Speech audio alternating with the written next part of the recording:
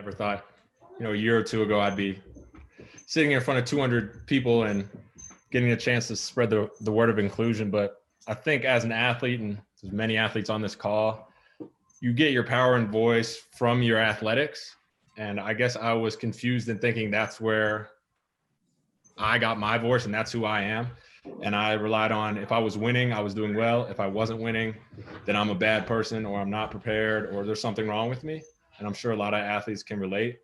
But it wasn't really until I got older and, got injured or lost a big game or was responsible for a loss or didn't make the play that I thought I was going to make, that I realized that it's much bigger than the sport that I'm playing.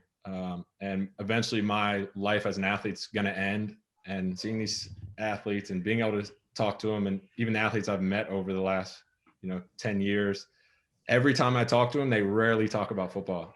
And that's why I love them so much, because the memories they have of me when I'm with them isn't, oh, you made a great play, or, oh, you remember when you caught that ball. It's, hey, do you remember when we hung out the whole day and we joked about this and this, and we had a dance off and we had a sing off, and so that's what's really, as I've, I guess, grown as a person, is learned that my sport, as great as it is and as much as I love it, it's not the determining factor in what my power comes from and what my voice is. I have a quote that I go by, and that's, the measure of a man, it's not tested in times of comfort and convenience. It's not measured. It's measured in times of trial and tribulation. I finally found my voice when I got to college about, I don't have to be Dalton Risner, the football player. That might be how people know me, but I can have so much more power than that.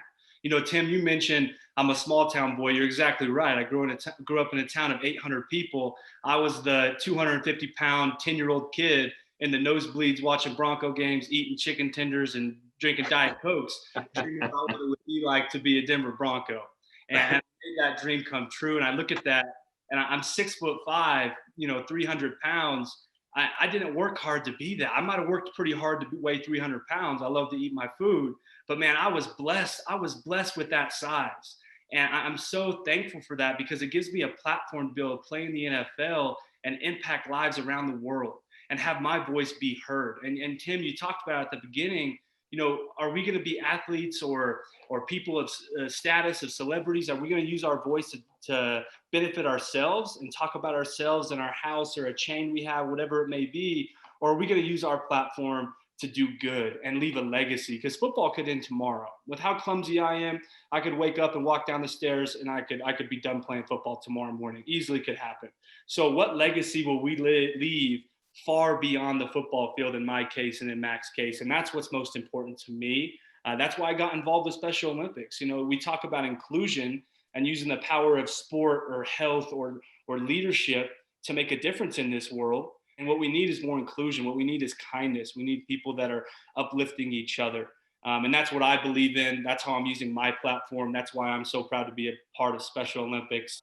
So I grew up a bit of a video game buff, and unlocking something was always the greatest challenge, or if you unlock a secret character. So I think as Special Olympics, we've unlocked a new level, maybe, that, even in person, we can do it.